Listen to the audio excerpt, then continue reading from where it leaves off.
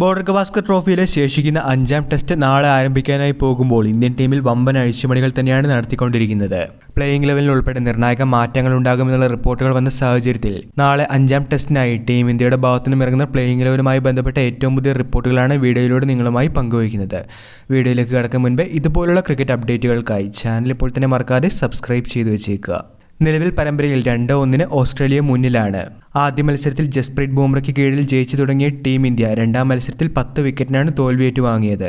GABA ടെസ്റ്റിൽ മഴ കളിച്ചപ്പോൾ ഇന്ത്യക്ക് ഭാഗ്യത്തിന് സമനില ലഭിക്കുകയായിരുന്നു. 4ാം ടെസ്റ്റിൽ ജയിച്ച ഓസീസ് പരമ്പരയിൽ അങ്ങനെ മുന്നിലെത്തി. ബോർഡർ ഗവാസ്കർ ട്രോഫി നിലനിർത്താൻ 5ാം മത്സരം വിജയിച്ച് ടീം ഇന്ത്യക്ക് പരമ്പര സമനിലയിലാക്കേണ്ടതായുണ്ട്. അതുകൊണ്ട് തന്നെ 5ാം ടെസ്റ്റിൽ ചില വമ്പൻ മാറ്റങ്ങൾക്ക് ടീം ഇന്ത്യ തയ്യാറെടുക്കുകയാണ്. ഇന്ത്യയുടെ സീനിയർ താരങ്ങൾ നിരാശപ്പെടുന്ന പ്രകടനമാണ് ഇതുവരെയും കാഴ്ചവെച്ചിട്ടുള്ളത്. പരമ്പരയിൽ ഇതുതന്നെയാണ് ടീം ഇന്ത്യയെ പിന്നോട്ടടിക്കുന്നതും. 5ാം ടെസ്റ്റിൽ എന്ത് വില കൊടുത്തും ജയിക്കേണ്ടതിനാൽ തന്നെ ഇന്ത്യ ചില നിർണായക മാറ്റങ്ങൾ വരുത്തുമെന്നുള്ള റിപ്പോർട്ടുകൾ നേരത്തെ തന്നെ വന്നിരുന്നു. ഇപ്പോഴത്തെ ടീം ഇന്ത്യയുടെ ക്യാപ്റ്റനായ രോഹിത് ശർമ്മയെ 5ാം ടെസ്റ്റിൽ നിന്നും ടീം ഇന്ത്യ പുറത്താക്കുന്നു എന്നുള്ള റിപ്പോർട്ടാണ് ഏറ്റവും പുതുതായി എത്തുന്നത്. ഇന്ത്യൻ എക്സ്പ്രസ്, സ്പോർട്സ് കീട ദേശീയ മാധ്യമങ്ങളാണ് ഈ റിപ്പോർട്ട് ഇപ്പോൾ പുറത്തുവിട്ടിരിക്കുന്നത്.